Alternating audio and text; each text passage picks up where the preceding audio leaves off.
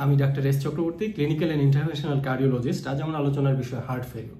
Heart failure কি, heart ফেলিউরের লক্ষণ কি, হার্ট ফেলিউর কত ধরনের হয় এবং হার্ট ফেলিউর কিভাবে শনাক্ত করা সম্ভব, এসব বিষয়ে আজ কথা বলবো। আপনারা কি কখনো অ্যাকিউট হার্ট ফেলিউরে আক্রান্ত হয়ে মারাত্মক বিপদে পড়া কোনো রোগী দেখেছেন? কি যে মারাত্মক শ্বাসকষ্ট তখন হয়, মৃত্যু ভয়ে জর্জরিত একজন মানুষের চোখের বাঁচার আকুতি দেখে আমরা চিকিৎসকরাই কখনো কখনো মনের অজান্তেই ভয়ে কেঁপে উঠি। এই বুঝি কার্ডিয়াক অ্যারেস্ট হয়ে গেল, একটু সময় কি পাবো ওনার কষ্ট কমানোর জন্য?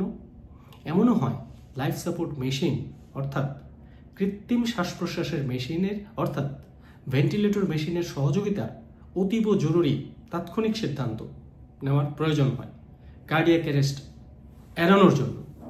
হার্ট ফেলিউর কি না জানার কারণে আমরা মনে করি হার্ট ফেল করেছে মানে হার্ট বন্ধ হয়ে গিয়েছে। হার্ট ফেলিউরের সহজ অর্থ হলো হৃৎপিণ্ড তার কাজ যথাযথভাবে করতে ব্যর্থ হচ্ছে। হৃৎপিণ্ড কোন কাজ করতে ব্যর্থ হচ্ছে এটা জানার আগে আমাদের জানতে হবে যে হৃৎপিণ্ডের তাহলে কাজটা কি, হৃৎপিণ্ডের কাজ আসলে কি। হৃৎপিণ্ডের কাজ প্রতিনিয়ত সংকোচন প্রসারণের মাধ্যমে রক্ত সঞ্চালন প্রক্রিয়াকে সচল রাখা, হৃৎপিণ্ডের ডান ও বাম নিলয়কে সঠিক পরিমাণে প্রসারিত হয়ে রক্ত গ্রহণ করে পূর্ণ হতে হবে এবং অব্যবহৃত পরেই বাম ও ডান নিলয়কে যথাযথ পরিমাণে সংকুচিত হয়ে অর্থাৎ রক্তকে পাম্প করে যথাক্রমে মহাধমনী এবং ফুসফুসীয় ধমনীতে সঞ্চালন করতে হবে। এই সংকোচন প্রসারণই হলো হৃৎপিণ্ডের মূল কাজ।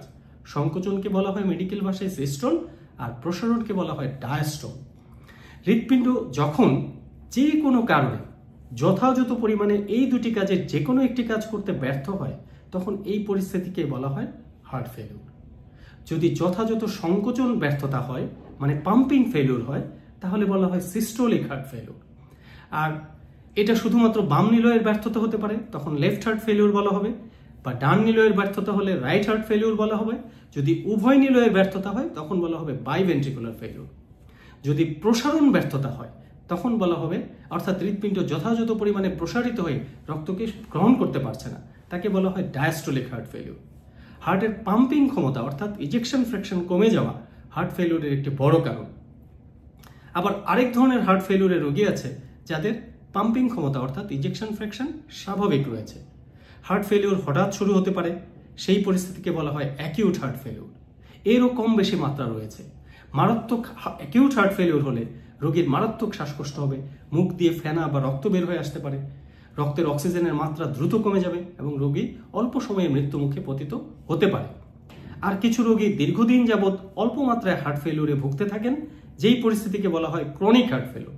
ক্রনিক হার্ট ফেলিউরের রোগীরা অনেক দিন যাবৎ হয়তো অল্প মাত্রার শ্বাসকষ্টে ভুগছেন বা অল্প পরিশ্রমে হাঁপিয়ে যাচ্ছেন বা শ্বাসকষ্টের জন্য ঘুম ভেঙে যাচ্ছে বা ঘুম থেকে রাতে প্রায়ই উঠে বসে থাকতে হয়। যারা বিছানায় সোজা শুয়ে থাকলে শ্বাসকষ্ট বেশি হয়, তাদের পায়ের নিচের অংশ ফুলে যেতে পারে, পেটে পানি জমে যেতে পারে। ক্রনিক হার্ট ফেলিউরের সমস্যা যথাযথ চিকিৎসা না হয় হঠাৎ লক্ষণ অনেক বেশি বেড়ে গিয়ে মারাত্মক অ্যাকিউট হার্ট ফেলিউরে আক্রান্ত হয়ে রোগী হঠাৎ ভয়ানক বিপদে পড়তে পারেন। রক্তের অক্সিজেনের মাত্রা কমে যাওয়া, ঘন ঘন শ্বাস নেওয়া, হৃদস্পন্দনের গতি বেড়ে যাওয়া, গলার শিরায় অস্বাভাবিক হৃদস্পন্দন দেখা এবং এইসব দেখে হার্ট ফেলিউরের রোগী শনাক্ত করা সম্ভব। শ্বাসকষ্ট হওয়ার আগেও কিছু লক্ষণ হয়ে থাকে যেগুলো থেকে হার্ট ফেলিউর সন্দেহ করতে হবে, যেমন সামান্য পরিশ্রমে হাঁপিয়ে যাওয়া, অস্বাভাবিক ক্লান্তি, দুর্বলতা, বুক ধরফর করা, বুকে ব্যথা, বুক ভারী ভারী লাগা, রাতে কাশির জন্য ঘুম ভেঙে যাওয়া, অস্থিরতা, ঘুমের ব্যাঘাত ঘটা, পা ফুলে যাওয়া, পেটে পানি জমা, শরীরের ওজন বেড়ে যাওয়া, ক্ষুধা মন্দা, মাথা শূন্যতা বা হালকা লাগার অনুভূতি, হঠাৎ সবকিছু অন্ধকার মনে হওয়া ইত্যাদি সমস্যাও হার্ট ফেলিউরের জন্য হতে পারে। এখন আমরা কি কি পরীক্ষা নিরীক্ষা করব?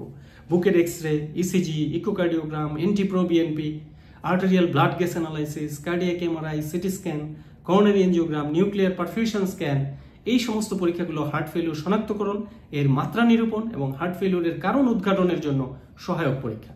দুঃখজনক হলেও সত্য, এমন অনেক রোগীও পাওয়া যায় যাদের অনেক দিন যাবৎ শ্বাসকষ্ট হচ্ছে, যাকে অ্যাজমা অর্থাৎ হাঁপানি মনে করে ইনহেলার দেওয়া হচ্ছে, কিন্তু উনি যে আসলে হার্ট ফেলিউরের কারণে শ্বাসকষ্টে ভুগছেন এটা নির্ণয়ই হয়নি।